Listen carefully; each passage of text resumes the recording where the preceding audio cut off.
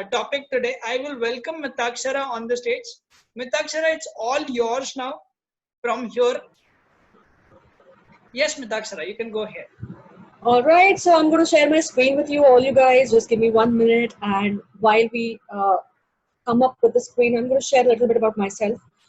I come to the through the experience of corporate world, and it is into business development and project management. And today, when we actually speak about a few things, 1 second, just give me some time.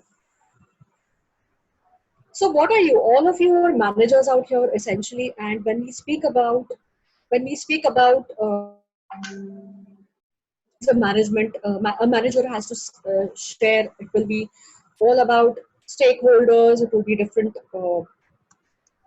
peer pressure, the performance, your own team members, and essentially, okay, is my skin inaudible? Yes. Okay, and am I audible? Am I visible? Yes. Okay, then we're good to go now. So yes, thank you for your patience, and I'm going to start right away. So the reason why I've come up with this topic today is we observe that there are a lot of people on the managerial stage here, and whether we are in India, whether we are looking for projects for abroad, irrespective of whatever stage you are in, whatever company you are in, whatever industrial sector you are in, we all have our roles to play out here. And you may be an assistant manager, an associate manager, or a general manager, a vice president, or some of you might not even have that kind of title because of the company organization structure, the company nomenclature which is being followed in your organizations. Or it could be the case that you are having your own business where you yourself are the peon, you yourself are the CEO as well as the manager. In short, this presentation, this session is going to be for all those people who are managing things at different aspects. So let's start right away. Now, this particular slide which I'm going to show you here is a typical case for many of the corporate employees, and it is applicable to even maybe homemakers or those people who are there in the public sector units or um, your education sectors. So you have different types of stakeholders. You have got your team members where you're supposed to juggle between the interests of your own people who report to you and those people to whom you report to. Then you have people at your same level who will have different expectations from you, who will be imposing their views upon you, and you will have targets, deadlines, and you'll have so many pressures out here. At a different level, you'll also have to manage the relationships between people, and here I'm not talking about your personal and relationships, I'm talking about those work relationships which you must have with your boss, with your other stakeholders within or outside the organization.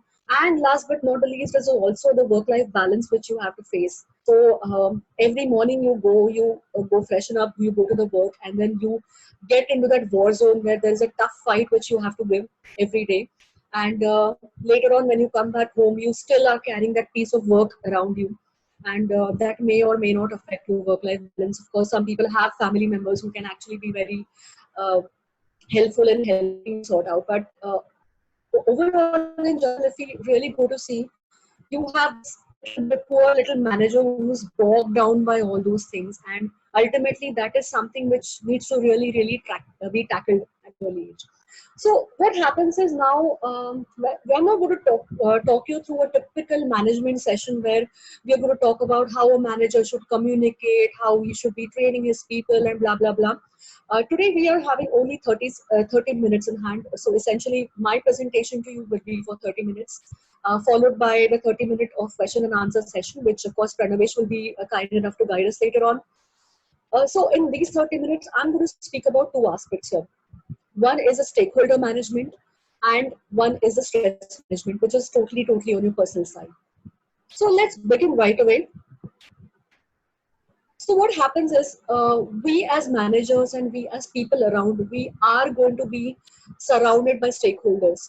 So just to define a typical stakeholder, stakeholders are those people, entities, organizations, or any groups which will either be impacted by your activity, or those will be those people or those groups or entities which will be having some influence on your activity, on what you do. So you will be somewhere in the middle.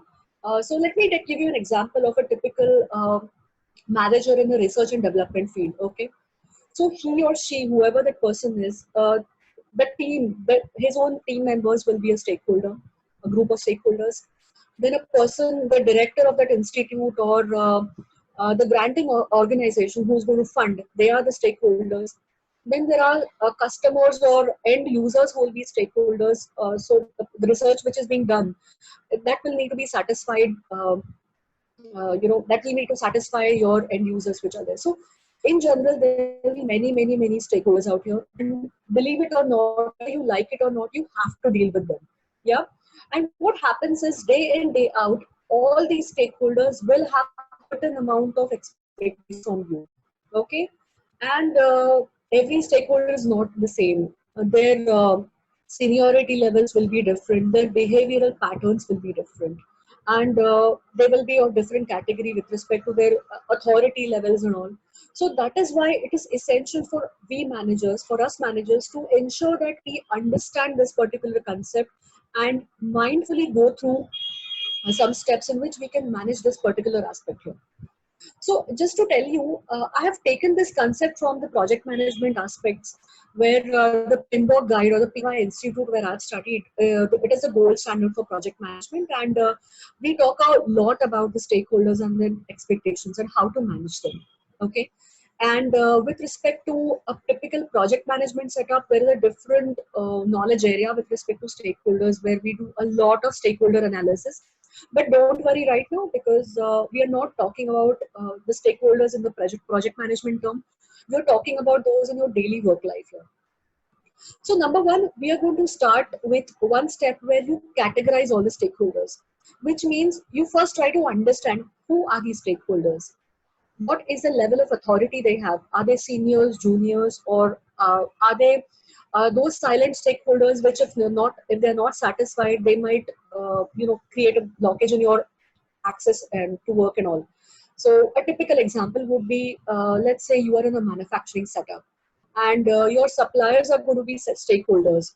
And if you are not able to cater to their requirements with respect to fulfilling the contractual terms of payment, then those people will be essentially, they eventually will come and they will be creating problems for your supply chain and your deadlines and everything. So this is one example of one stakeholder. Similarly, there will be some other stakeholder like government authorities or political groups, for example. So let's say if you want to sanction construction of an apartment or any complex, so here you will have your government authorities, you will have the licensing organizations, so these again are stakeholders. So in short, and these are going to be your external stakeholders. But when we talk about internal stakeholders, these are your different teams, these are your different people. And even if you say that, okay, I am the manager and people are under me, what if they don't work? What if they quit?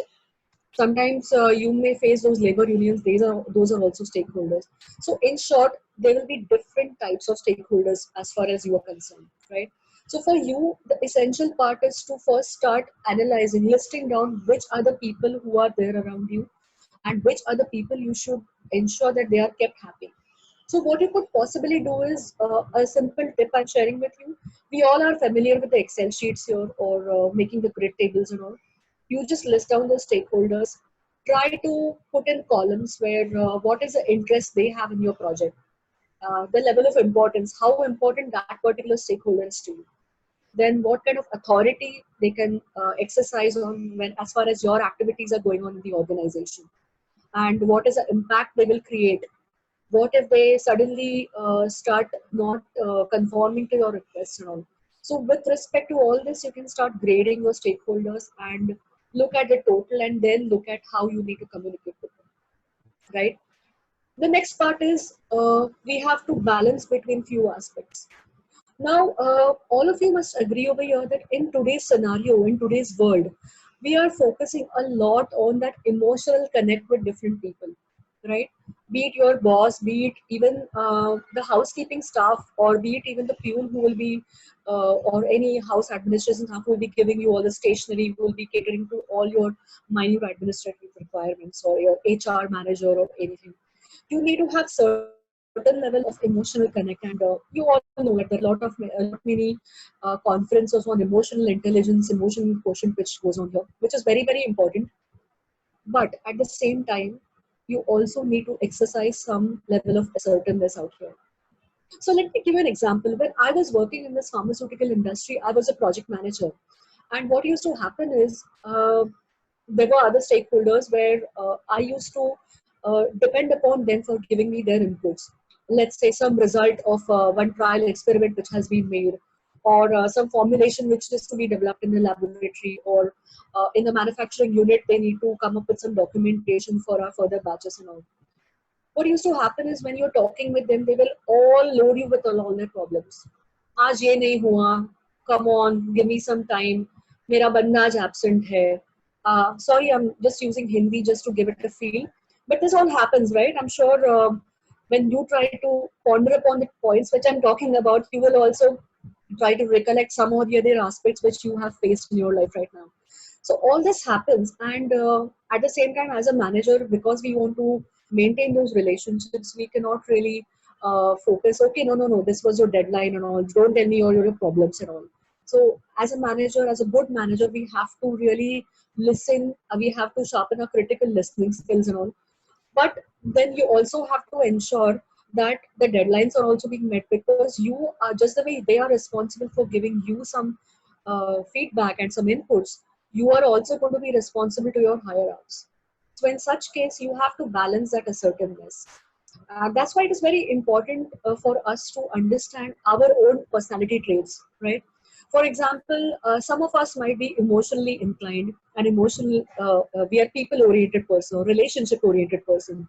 So we have a very high amount of emotions which are buzzing inside our brains and our minds. Some people are highly practical. They don't care about what the scenario is. They want the result and that's it. बस मैं जो बोलूँ, that is like मैं बोलूँ तो the sun rises from the east. Yeah, that's the verdict. So I have to be there. And there are some people who are action oriented. They say, okay, go to hell with the processes, to hell with all the people. I'm going to go and jump into the action and do as per my wish. So these are the three basic type of stakeholders as per one of the studies which I'm sharing with you.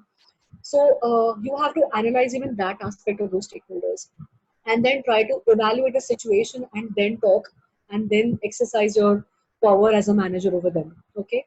And there are many cases where these stakeholders are not someone who can report to you. So as a project manager, when I was working in Sapla, I did not have people reporting to me, but I had a responsibility of managing all the other teams from different departments.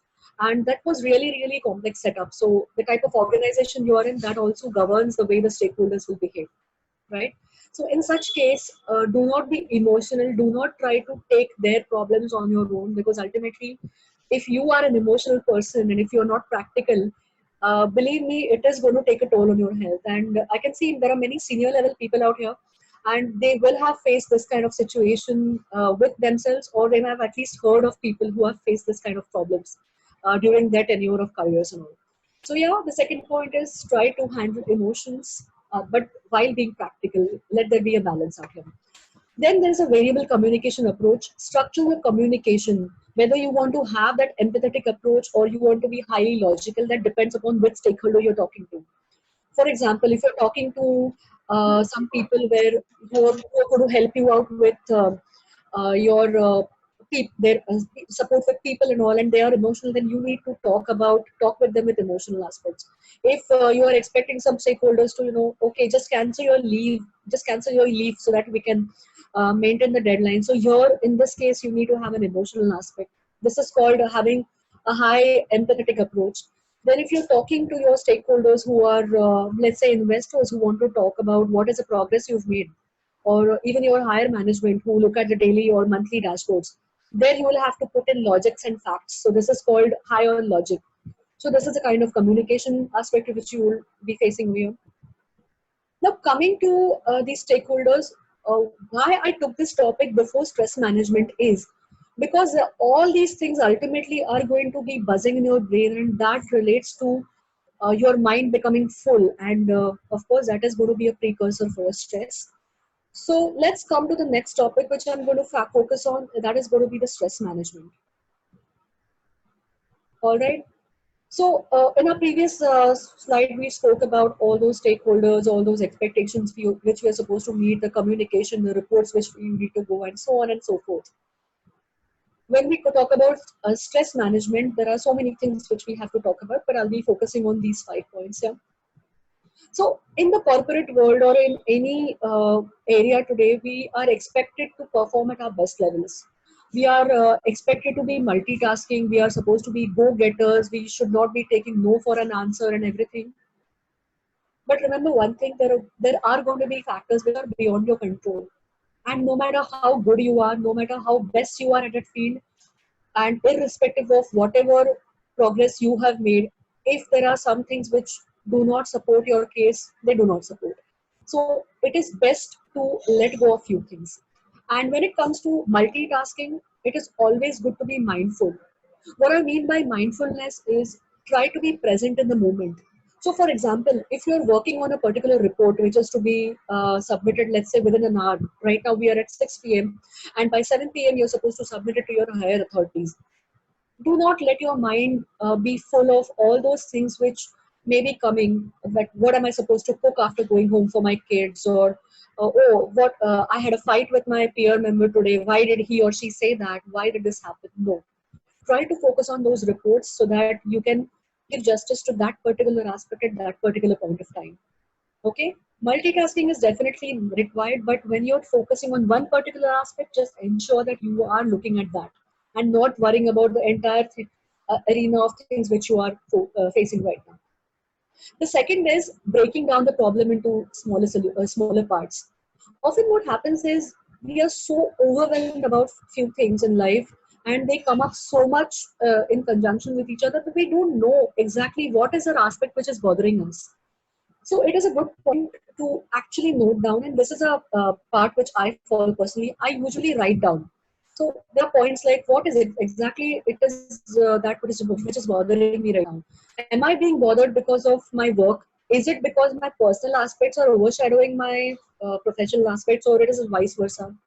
Is it some particular person which has said something and that is going to be bothering me? Is it something, is it the fear of some future or some deadline which is bothering me? Just write down. Once you have them written down, you have a structure to it. And against that, it helps you easily to find out solutions. And believe me, it's a very easy process because once you have things in front of you in a very structured manner, you can actually find out solutions. This is something like clearing up your closet. What happens when your closet is in a mess, when your wardrobe is in a mess? There are so many clothes, not the folds have been disrupted, everything. You don't know what to do. So in this case, if you just take out some time and manage everything, keep all the clothes in the proper way, you can actually see what's there in your wardrobe, right? So our minds are pretty much like this. Okay. Then once you actually break down the problem, try to find the root cause of your feelings. Why you're feeling that? Sometimes what happens is you may say that, oh, the boss shouted at me because this happened, but actually there is something else which is bothering you. And unless or until you address the root cause, you will not be able to do justice to that problem, and that same superficial problem will keep on running around in your mind, right? The next point is that you have to define your boundaries. So like I said in the beginning that irrespective of your efforts, irrespective of whatever you do, sometimes things just don't work well. So that time you can always you have to be transparent first enough. You have to show equal evidence that, look boss, I have done so many things, and I am yet to receive some aspects, some factors from the other team members, and that is not happened, and that's why it is not happening. It is as simple. And you know what we used to do in the project management? There is this concept called raising the flags. So you should be practical enough to raise those flags and not worry about what will be the implication it will have on the other stakeholders. So that was exactly what I wanted to say about being having a balance between the empathy as well as assertiveness. So when you define your boundaries, you put your foot down, and that is a good thing to do. Sometimes most of us have a difficulty saying no. It's not the right approach. You have to say no so that you can define your boundaries. And lastly, it is the detachment which is required, because no matter how much you put in your efforts, and when we say that the things are not going to happen, you tend to get emotionally attached to the outcome, right? You get all these kind of thoughts that, oh, I'm having so many aspirations from this project. I put in so much of effort. Let it be, because unless and until you detach, you cannot really have any kind of peace of mind out there. Even if you take a vacation and set up in some cold mountain, unless and until you detach, you will not have a peace of mind, believe me. So that was all about managing stress. And I think that was all about my topic today. And I would like to share that these are just the snippets which I've shared. When we actually sit down and when I actually coach people, or people are having my consulting assignments with me, so I always try to sit them and ask a lot of questions. We call this a laddering technique, where we try to ask the questions in such depth that we actually try to go to the root cause. And even when it comes to stakeholder management and all, there are certain aspects where we try to have a very robust structure to it, where we try to analyze those requirements of the stakeholders, ensure what sort of communication needs to be sent to them, when that communication needs to be sent. So again, this is linked to a part called communication management when we handle projects. And coming on to the personal side, when it comes to stress management, I use a lot of NLP techniques. I'm sure most of you people have heard of your NLP technique. So let me share with you a tip right now. In in those cases, wherever you Communication, are born, yeah, communication, a good model called as Jory window. I yeah, that is. I think even the prisoner's dilemma, right? I think that's the second name to it, if I understand sorry, correctly. sorry, And this is also called the prisoner's dilemma, right? correct, Yes, correct. exactly. So So that is about, but I that is not always applicable, Pranavesh. But thank you for pointing that out. It is applicable when you have a lot of complexities and a lot of stakeholders around. But yeah, and so one tip which I always do is try to fill yourself up with positive memories. You know, the NLP always talks about that. So maybe some memories where you had the best of your performance and your boss had actually appreciated you, or some place where you have been at peace of mind. What happens is, whenever you have all these problems or challenges in your daily life, it is always easy for you to get at least a 5 minute break. And in that 5 minute break, what you should always do, try to remember those positive memories, because that is like an instant mood booster therapy for you. See, for managing your stress, there are many things, like you have Reiki meditations, you have yoga, you have those meditations. But what will happen is those meditations are not going to help you out in your daily life, because those will be only for your retreat. Some of you might be meditating daily, maybe even twice a day. But when you're actually out on the field, you may not get that kind of environment where you can actually sit in a meditative state. So in such case, these 5 minute approaches really help, where you try to go back to those memories. So one takeaway which I'd like you to take from this session is, one is of course try to see how best you can manage your stakeholders. You will get a glimpse of it once when you step out, and once when you try to recollect about what we did right now. You will be able to relate to your own scenarios out there. And when it comes to stress, try to now grab your pens and papers and try to see what kind of positive memories you have, because it really helps. For me, it was maybe a walk which I had on the beach long time ago, or something. Even if you have which is there from your childhood memories, something which made you feel better, some movie, some songs. Of course, we all listen to songs and all, so that's definitely an instant mood booster therapy. So yeah, that was pretty much it about me, and I think I'm ready to open up for the question and answer sessions right now. there's one more called as Kaizen nowadays. You have, if you have noticed, Kaizen is also one more technique that you can use it for your Yes. a smaller change in your organization, or maybe this can be an help for all the managers. Yes, and what happens with, thank you for pointing that out, Pranavesh. What happens in Kaizen is, Kaizen talks about making small improvements in a stepwise fashion rather than trying to achieve something big. Because what Correct. happens is, just some time back, me and Pranavesh, we were talking about how to be a perfectionist or how not to be a perfectionist. And here we are always trying to be perfectionists. And like I said, those people who are highly process oriented, they can actually get a bit irritated, and they have their own problems with this kind of approach. And there is nothing wrong and right or wrong with that, because we are all human beings. We come with our pros and cons, and our faults, and our positives and negatives, and whatever you call it. But when it comes to being a perfectionist, you should always try to have smaller improvements, and then there are some other. You also have something called the Deming's model, where you do a PDCA, that is plan, do, check, and act. And do check and Right? act. Correct. Exactly. So here in this case, you try to implement some change, then see how it works. If you feel that there is some kind of improvement which is required, you do that.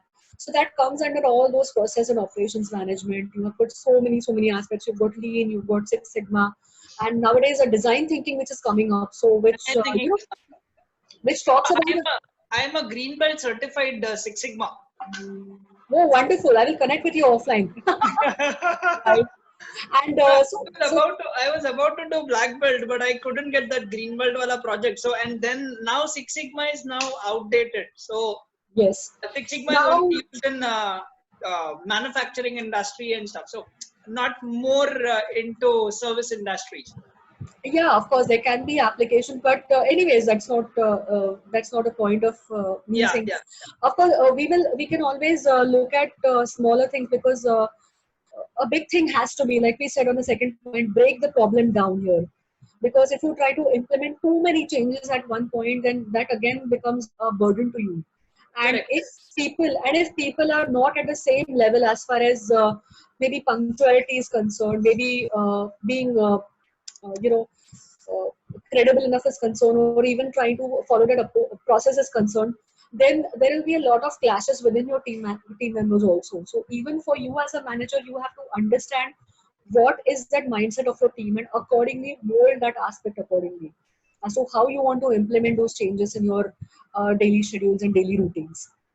And I think the kind of examples which I'm giving you right now here, and I can really say that I had a wonderful manager out there in Sipla, who to whom I used to report to, and she was pretty good in handling all these things. And of course, we had our clashes, but those were like just for a momentary thing, and we still are in touch, and we still discuss about things. So it's wonderful to have people around to whom you can look up to, and always try to see people who can actually try to imbibe positivity in you rather than trying to criticize you always. Having said that, healthy criticism is required definitely, because it gives you a point, gives you some food for thought to see where you can implement that. But having a good mentor is also equally essential. I had one such mentor when I was in the contract development organization. He was a gem of a person, and he was like a father figure. So yes, I have had my share of good bosses, bad bosses, of course, and I've always looked at what the good bosses have had to teach me in my life till now. Okay, so thank you so much, Mridakshara. That was very long and a breathe, sigh of breathe. I can just hear that from your end. Okay, not a problem. Can you just stop the screen sharing thing? Yes, I will right away.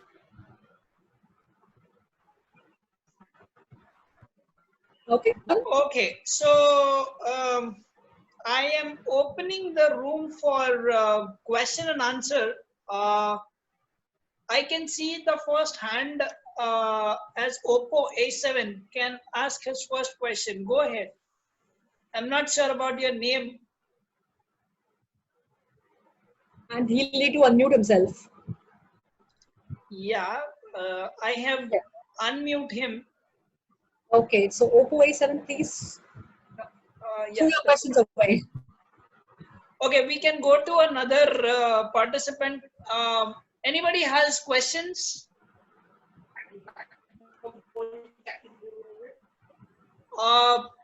If anybody has questions, can click on the raise hand button on the right bottom corner and just go ahead with your question, please.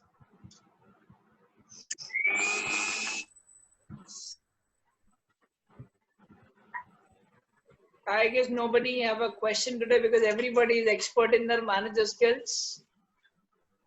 Because maybe it was a refresher session for them. Yeah, let's take it that way.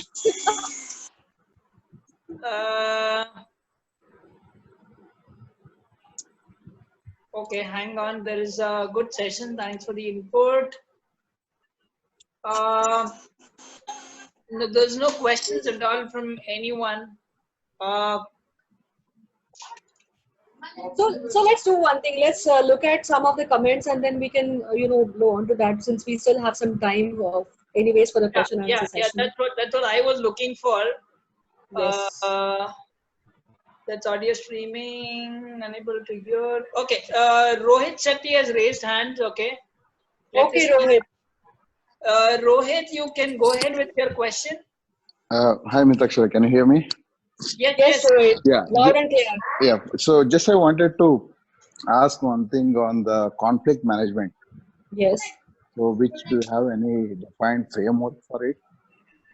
Or you See, are there'll be a aware? couple of frameworks, and we can connect offline also for conflict management. So this Okay. essentially is a part of your stakeholder management, and a good thing to avoid the conflicts later on.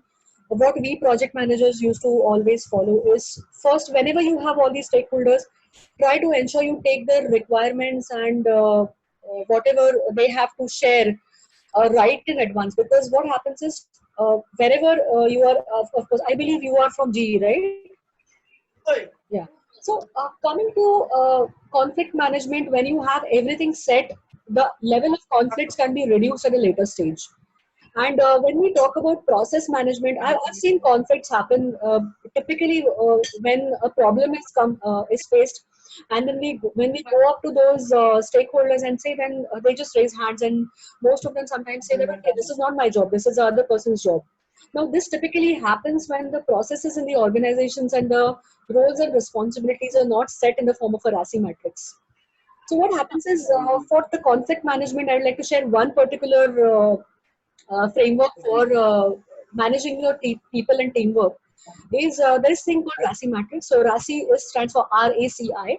That is responsibility, accountability, whom you should consult and whom you should inform.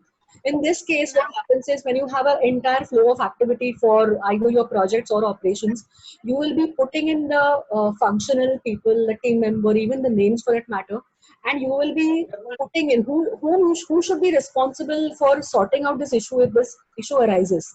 You know, so this particular thing will help. And before you even publish this is circulated to all those stakeholders to get their buy-in. And once it is signed off, then they have to abide by it, because then the top management or even you as a project manager or a manager can hold them. That okay, we have discussed this before. Why didn't you raise your point there, or why didn't you share your concerns then that time? So this is one aspect of how you can sort out the conflict management. But of course, when it comes to other types of conflicts, which it's come up when due to unforeseen circumstances, it is always good to analyze the root cause, try to understand what are the interests of the stakeholders, try to listen to people and really understand and look at things in a very objective way. And of course, know the negotiation skills of various parties, and you as a manager will definitely come in. Does it answer your question, Rohit? At least in some way. Rohit, Yes, yes. It was, I think, answered most of them. okay, so Thanks. generally it is what do you say? You be very very planned in a way of you give somebody a responsibility and somebody an accountability. And there is one beautiful thing about racial model is don't keep one person as responsible and accountable. Keep Exactly. multiple person. So let's say for example, then there is one good learning about maker and checker model. So I am the maker and somebody is a checker. So what happens, they both mutually agree to some point, okay, I am doing it, she is checking it. Maker is always different, checker is always different. And That's same why like that's why yeah, we have the quality assurance and quality control team separate, you know. exactly. Yeah. So that is how. And let me share with you one example which I faced, of course, without taking names. So we had this particular conflict which we had faced when I was handling a project, and that particular stakeholder who was responsible for signing a document and passing it to the factory was not willing to budge. Now, when we try to understand, when I personally went to him and I said, "Sir, what is the problem?" He said, I am not having any problems in your document. Your document is fine. Then I said, what is the problem? Then please help me understand if I could help you with some of your, some of your queries out here. He said this document comes from that department which did not listen to me and did not cater to my requirement in some other project. Now, these kind of stakeholders can be really, really very challenging to tackle, and that's why it was a big exercise where I had to involve my head of the department, our vice president, and his, they were called in to a meeting, and then we had to actually reason with them and give them some sort of bait that okay, listen, after this particular meeting, I'm going to walk up to the head of the other department and we are going to sort out that issue. Sometimes as a manager, you will also have to jump into some aspects which actually are none of your concern, you know. But for the sake of the organization, for the sake of the higher good, you have to do it. So, you know, even these kind of stakeholders exist, and you need to first sometimes really try to, manage them well. And this is exactly what I mean by maintaining relationships. So, that is something which may be happening in many big organizations. We can never know, right? Okay, there is one Pooja Rao wanted to ask a question. Pooja, okay, Sandhya Balaji is also wants to ask a question. Sandhya, I can allow you to ask your question, please. Yeah, hello. Hi, Mitakshra. Hi, Sandhya. Yeah, my question is like many times you have to deal with your emotions and you get, kind of impulsive in dealing with some difficult stakeholders. So how do you kind of deal with such situations? Yes, that's a wonderful question, Sandhya. Thank you. And this situation is going to be faced by everyone on the face of the earth, because ultimately we tend to take things by heart. You know, it hits over here rather than hitting on our brains. You know, so one particular thing is try to detach yourself from the outcome. So one is don't take it personally. You know, there was a wonderful article which I had read in the book of Ryan Holiday, where you should say obstacle is a way, and there they have mentioned about some great leader who had said that don't look at things, don't try to take it personally. You know, try to look at it in a very objective way and just ignore what the person has to say, because most of the times what happens, Sandhya, is if a person is trying to be impulsive, he or she might even end up insulting you, but that is actually just the face of it. So most of the times those people don't have an actual grudge against you. Believe me, they are fighting their own battles, and that's why for us it helps to be a little bit empathetic towards the situation, and just let go. Fine. And what happens is when you are dealing with such impulsive people, we also get overwhelmed and we get cornered, and we feel that kind of anxiety to answer right away.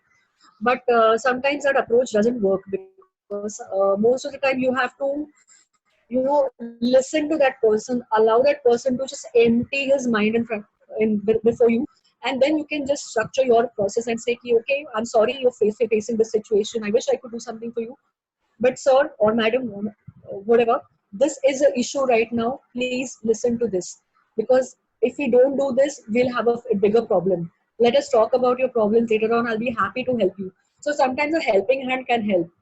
But having said that, like I said, maintain that empathy and assertiveness, because if it gets on too much to your boundaries, so when you have to maintain your boundaries, you have to also understand where is it that you can take, because tomorrow if that person is going to create big problems for you, which mostly is not the case, you should always try to listen to that person first. I think that's the only takeaway I can give you from this. Mitakshara, can you again come again with the fourth judgment? What exactly is the fourth judgment? Sorry, the judgment? Sorry, what was it? What is the fourth judgment? Malini is asking. Fourth judgment. I'm sorry, Yeah. Malini, can you elaborate your question?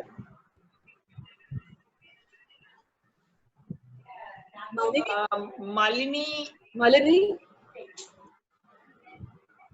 I cannot see her in the video box. Okay, there is another one waiting in the queue is Pooja Rao. Pooja, can you unmute?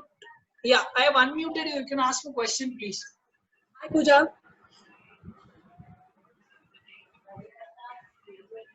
Pooja, I am unmuting you. You can ask your question.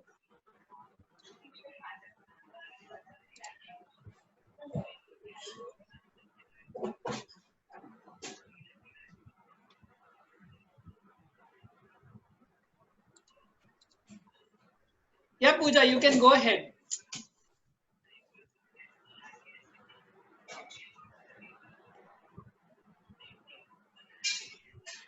Ranavesh, do you want me to go to the other question? I think we have Kavita who's asking about what technique to reach the root cause. Yeah. Just give me a minute. I'm just allowing anyone to get everybody a chance. Okay. So I'm just going line wise. Okay, fine. Sure. Next is Chirag. Chirag, you can ask your question, please.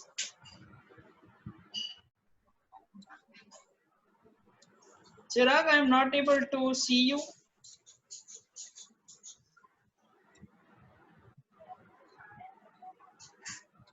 Chirag, I have unmuted you. Hello. Yeah, go ahead, Chirag. Can Hi, you? Chirag. Hi. It was a lovely session. I had one question about the YY technique that you mentioned. If you could probably touch upon it a bit more in detail, that would be great. Surely. So, Chirag, when you face a problem, okay, you should ask yourself or any other stakeholder in that discussion as to why do you think this happens, right? Uh, Once when you get some particular response, then you question that, uh, ask the question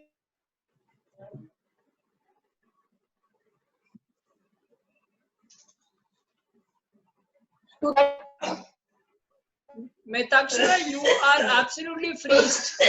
why here. Today I am frozen.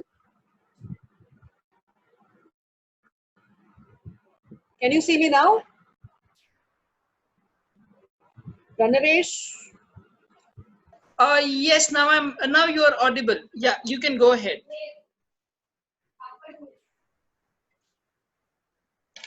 I'm giving you an example of the YY technique here. So if someone comes to me and says that, okay, I'm having this kind of issue of so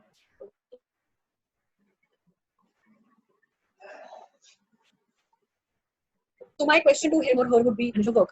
Then he says or he or she says that okay, I have got a lot of things to handle and I don't get enough time. So I asked, why do you feel time is insufficient? Because there are so many things. So then I asked him, why are you not able to focus? Why are you not able to structure your activities in some things? Then that person will start getting some idea that okay, I have to write down some things. Okay. Then once when he says okay, now I have got these 25 line items to do. Okay. Then I will give him a hint and ask him, can you prioritize? He said, I don't know what to do. I said, why can't you prioritize? Okay. Then he prioritizes. Then I asked him, why can't you assign the time limit for each activity? हो गया problem solved. First, you have a big bundle that you are not able to manage your time. Then you boil down to some things that you are supposed to structure your timetable and put in your activities list wise. Then you go to your priority. Then you go to your time Called as limit. smaller milestones to achieve. Absolutely, smaller milestones achieved. But what happens is the YY technique has got a wider level of applications. Some of the root cause analysis techniques are also called in the typical operations model. You have the fishbone analysis. You Yeah. can Google it. You will get many wonderful slides and explanations on this. So that happens in the operations and project management. 5PNM. Yes, of course. So that is how it is. Tirmal Reddy, you can go ahead and ask your question, please. Hi, Metakshara. It was fantastic. Tirmal? Yeah, speaking. Tirmal, you are not audible clearly. Yeah, is it? I'll try once again. Hi, Tirmal. Yeah, hi, Metakshara. It was really fabulous, and I liked your energy and passion in your delivery. That's really awesome. Yeah, what I was just listening to many of the speakers here with regard to problem or challenges or conflict, what I generally find is people focus on the people. So ideally, the conversations which happen between two people should be what is right and what is wrong. Yes. But many a times they focus on who is right and who is wrong. That's where the conflict starts. If the conversations can revolve around what is right and what is wrong, the focus is on the issue, not on the people. So if the conversation can focus on the issues at hand, I think the egos are out. so they become more objective and they can focus on the solutions. Very well put. Very well put, Pirmal. In fact, we also talk about when you speak about egos and everything, that right and wrong when it comes to who's right and who's wrong, that often depends upon the perceptions, beliefs, and the realities. So I always tell people, and I always follow this principle. I've started following it for myself, that someone else's perception or someone else's belief cannot become my reality. And this exactly is something which leads to conflicts. But as you rightly said, you should focus on what is right and what is wrong, because most of us, it's a simple calculation here. If a particular report is not right, if it is showing some errors, and if obviously it is wrong, so someone has to correct it. So it doesn't depend upon who thinks that 2 plus 2 is 5, and some people say 2 plus 2 is 10, some people say 2 plus 2 is 0. So yeah, you're right in this case. Thank you. No, just that, the conversation, we should steer the conversation around what is right and what is wrong. That's it. Yeah, yes, Pranav, go ahead. Yeah. So what I was sharing is I have a best game to have this conflict management or a team building also, you can say. I have done the same game with vice presidents of few organizations as well, where I used to train on leadership training. A simple game, break down the entire team into two. Once you have breakdown of two, now I am saying that this teams are at the same level. They are all peer colleagues, but at a managerial level. So there should not be somebody who's one down or maybe one down and junior level koi nahi. This is all managerial and upper management level. Break down them into two teams. This activity is very simple. Give them newspapers. Ask them to build a bridge. Give them newspapers, give them cellophane, give them twine, which is your sutli wala thread, and scissor. 4 items, 2 groups, 2 items. Now I'll tell you, ask them to build a bridge without talking, without any conversation or nothing, no talking in this entire session.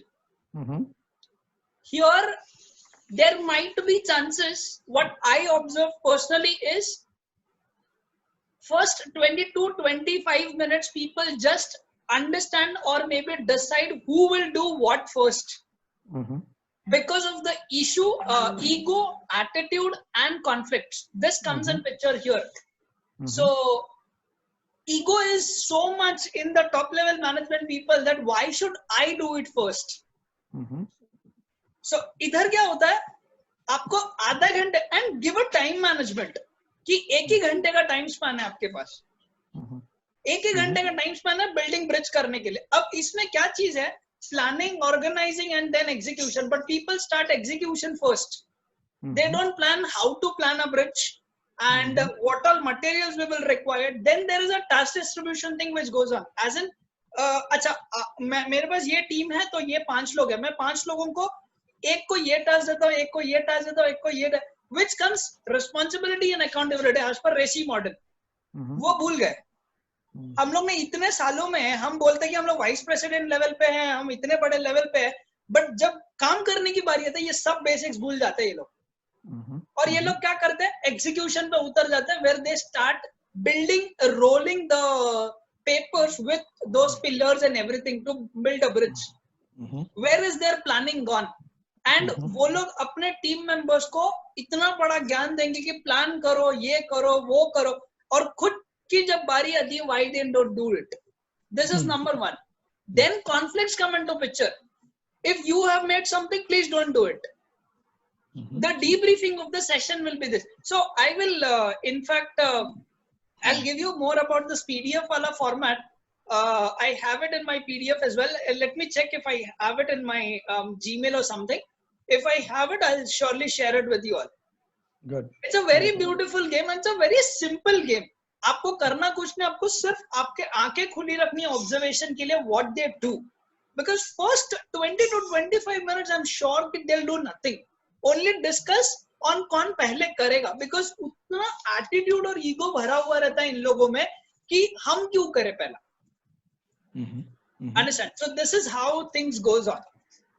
Okay. So aptly said, Mitakshara, conflict management को handle करने के लिए ऐसे games होना बहुत जरूरी है. Absolutely, and that happens when you are having your offsites regularly. You have got those Yes. stressing sessions, because that helps. Because most of the time when you're bogged down with your other activities, people will say, "Okay, my work first, बाकी सब बाद में."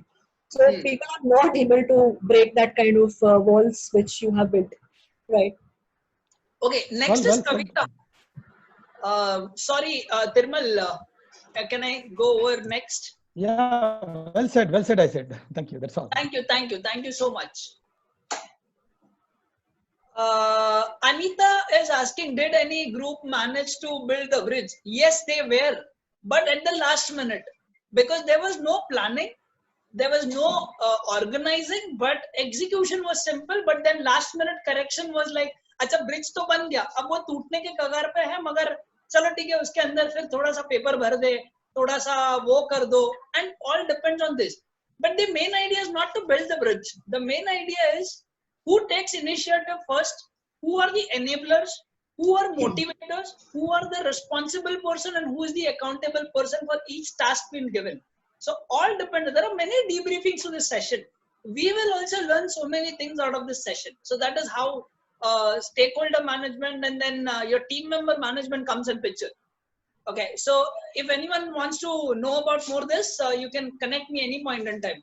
Anita, I got your thanks. Thank you so much. So Kavita, I can move on to you.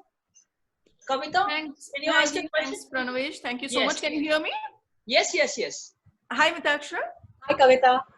Well, Mitakshara, mine is a question where in one of my I'm a trainer, and in one of my training programs, I was training all top managers, and there was a typical conflict. Conflict in the sense he had a typical issue. The issue was that there were a lot of hirings in his department, and also people who have been working in the department for the past 20 to 30 years.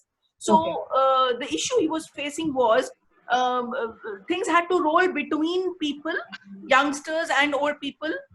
So one person finishes something and then it goes to the other person. It was a media organization. What he said was, I don't know what to do to make them work amicably.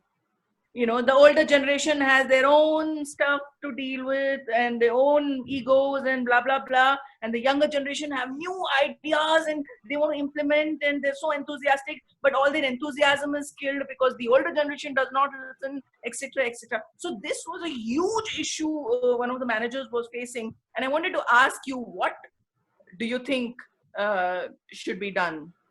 Yeah, so good question, Kavita. And this definitely is a challenge which is faced by many organizations, and especially those which are of the medium scale, which do not operate with highly robust processes. All like what I could say is, like Pranavesh mentioned, it is essential to have such kind of gatherings and social activities where people from at all levels can gel in together. That is number one. The second is the company owner has to first come and decide what is the culture of the organization he or she wants to have in that. See, because what happens is most of the time the organization culture also has a big impact on how people interact with each other. You know? So in such case, yes, definitely breaking those walls, and especially when your generations are now changing like within 5 years, not even 10 years like before. So even a person who's like 5 years younger to me, I may or may not agree to what they have to say or something. So in such case, Let me interrupt. This is a regional media company which is recently taken over by Disney. Okay. So Okay. is a challenge coming because of Disney has its own culture, and the company which has been taken over, that is again has its own No. The culture? challenge has been existing for a long time, but nobody was wanting to address it because it's like a government job, you see. Matlab, safe, secure jobs, and nobody is going anywhere. Everybody is doing what they want to do. But now, because Disney has taken over, they all have to, tighten their belts to to. Yes, exactly. So, Kavita, all I can say is in this case, as a consultant, and this approach needs to be because I had this one of my case studies where one of my clients had come to me and said that, and this is exactly the problem which you are telling me. This was a mid-sized medical industry company. So I said that your company needs a structure where your roles and responsibilities need to be defined. You need to have proper review meetings at frequent levels so that people actually come face to face with each other. Because most of the time, what happens is if people are not willing even to communicate with each other, the problems will not be solved very easily. Yes, I did suggest war rooms. Yes, war rooms, exactly. Yes. War rooms, and then you can have some icebreaker technique is definitely required because ultimately we are dealing with people, right? And as Thirmal also said here that it is about who is right, who is wrong, and then we have to collectively shift the problems from the person to the situation. And there, when you actually focus, when you shift the focus, the shift of focus is very required in this case, I should say. Right. So Right. maybe Thanks, maybe you can suggest these kind of techniques to your contract giver next time when you go. Possibly they can have some benefit out of it. Shall do. Shall do. Thank you so much. Yeah. Thank you, Kavita. That was really wonderful about you.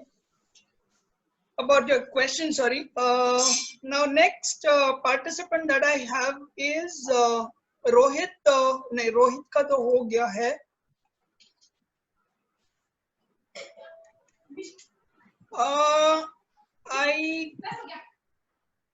Okay, Kamal has a question, I guess.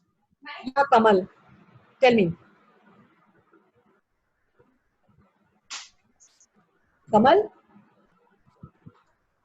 Kamal, you can go ahead and ask your question. Hi, Mitakshara. Hi, Kamal. This is Kamal Srideva this side. And because you talk about so many things, finding the root cause of the problem, we talk much about YY analysis, we talk about Ishikawa diagram, we talk about Six Sigma. There are so many tools and techniques for that. Yes. And if you talk about manufacturing setup, if you talk about offices, you talk about mentor and mentee relationship, superior and junior relationship. So there are so many points to discuss. We can take the day along and discussion will be on. Of course. Now the point here is that you have included 2 points. One is managing your stakeholders, and second is managing the stress management. Yes. And there are other critical skills also which is required to be there for managers particularly. Yes, absolutely. So it was a deliberate step to cover only 2, or it was a deliberate step, because what happens, Kamal, as you only rightly said, that there are so many things to cover, and it can take an entire day, and we have got conferences on all these topics, which are going on for 2 days. Covering these topics in 30 minutes, rather than just listing out things, we can just cover 2 topics and then discuss more about it. So it was a deliberate effort. That's right. And I wanted to add one thing in this, that YY people used to call 5Y earlier. Now that is around years back. Yes. Now people are talking about YY analysis. Like we generally, no. YY is different and Ishikawa is entirely different. So there are 2 different techniques altogether. Okay, no, not a problem. Now people are asking why. पहले वो 5Y था. पहले वो 5Y था, because पहले जमाने में 5Y करने से solution मिल जाता था. आज की डेट में नहीं मिलता है. अभी नहीं मिलता है. So that's why it is YY. It is YY. I'll give you a very small example for that. That a supervisor come to manager. Sir, वो production बंद हो गया. Okay. Then the manager will ask why. Then he'll talk about that वो machine चलते बंद हो गया. मतलब production बंद हो गया is the main problem. Then again machine चलते बंद हो गया. Okay. वो manager पूछेगा why. तो बोलेगा कि वो operator machine चलते में gear shift कर दिया था. Clutch दबाया था, gear shift कर दिया था. Okay. He'll ask why. That the third why again. तो दो मैनेजर बोलेगा कि मैनेजर पूछेगा तो सुपरवाइजर बोलेगा कि वो जो ऑपरेटर था he was not skilled one for that particular operation, right? तो उसके बाद फिर दोबारा वो why पूछेगा तो बोलेगा क्योंकि वो जो स्किल्ड ऑपरेटर वहां पे डिप्यूटेड था, he is absent today, that's why unskilled operator was put into that. Then he'll again ask why. Then कि जो अनस्किल्ड ऑपरेटर था उसका मॉर्निंग में इंडक्शन प्रोग्राम नहीं हुआ था, he was not trained well for that particular machine, that's why it happened.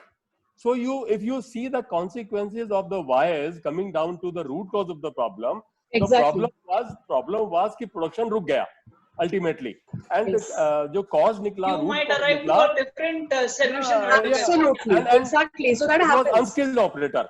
There's a no correlation as such. If you see, अगर आप YY करके आप down, you came down, and then only you came to the root cause of the problem.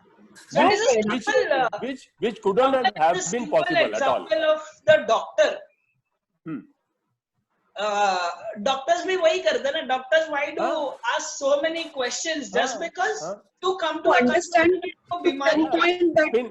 pain area should be noticed, and then only aligned. So to sum up your discussion, Kamal, here I get your point here. It is about addressing the cause and not the effect. Correct. You should not try to see what is wrong with the effect. You should always try to see what is wrong with the cause. That's right. Exactly. Right. So what happens when what you see on the surface is often not the issue. The issue is something else, and this happens not only with respect to with your operations in the office, but even on the personal level. I like you people are already expert. I am also a bit up to some extent, and we take the classes of CEOs and managing director of the companies, and at that time we just ask that we give the problem, and then ask to solve it within 5-10 minutes, say 5 minutes. Then they just jump to the solution of the problem without talking about data, without talking about analysis part, without talking about anything. So they jump to the solution कि आप ये कर लो, इसके करने से ये हो जाएगा. But how? What? I mean, there are no 5 W's or 1 H included into that. So sometimes there is a logical process is not being followed. It is just like based on some past experience which we had, but most of the times the nuances which were existing that time, those are not the same as what they are right now. Yes. So you have in most of the companies, there is a sort of a conflict goes on with the older generation people who are experienced, 25 years experienced people and 25 years old person. अगर वो आपस में एक दूसरे में इकट्ठे हैं तो conflict start there. So that's what it is, stakeholder area. Exactly. That's just surprising. That is exactly what Kamal, I think, mentioned. Sorry, Kavita mentioned some while ago. Yeah. So there was a very nice session, and you explained well. Kamal, to add your point, पहले के ज़माने में 5Y जैसे होते थे, तो you got to have the answer within 5 times of Y. But today's generation, you will have to extend it to at least 10 Ys. Only then you get the proper cause, what exactly it is. So today's Kaizen says at least you should extend it to 10 Ys. Because people are more smarter to answer each and every question they have. So that's how it is. Because target is ultimately to the root cause. Yeah. Only until that comes, you will not be able to satisfy yourself as well to the people concerned and to the of course company. That is a universal basis of therapy actually. Yeah. So therapy, improvement, everything together. Right. Mitakshi, give you a number on the chat. I'll give you. Okay, so anybody wants to ask any question can raise their hand, please, or maybe you can raise the hand on the icon right bottom of your screen. Anyone? Okay, I guess we don't have any questions as of now. So we have come to an end today's session. We are almost at 7:40. So thank you, Mitakshara, for this wonderful session out here. It was a great session today. And So L&E Global Mumbai team, thanks for this entire session. Tomorrow is the last day of the series. Meena Tilakraj, who will be giving a session on difference between yoga and meditation. So it's a nice and wonderful session tomorrow again. So please come because she'll be sharing more on the myths that people have on yoga and meditation. So basically, she'll clear out every mindset of yours. So hope you joined for tomorrow's session. That's the last session by our team. Hope you enjoyed all the sessions up till now. And I would really thank Mitakshara for her valuable time for all the session and the inputs that she has given. So L&E Global Mumbai, stay tuned, stay watching, collaborate, co-create and contribute. Thank you so much, guys. Thank you, Pranavesh, for this platform. Wonderful. People can reach out to me on either LinkedIn or Facebook separately, offline. Thank you very much. Have a wonderful time. Stay safe, be protected, and be healthy. Yeah. Yes. Great job. Thank you. Great job done, Mitakshara. Thank you. Okay.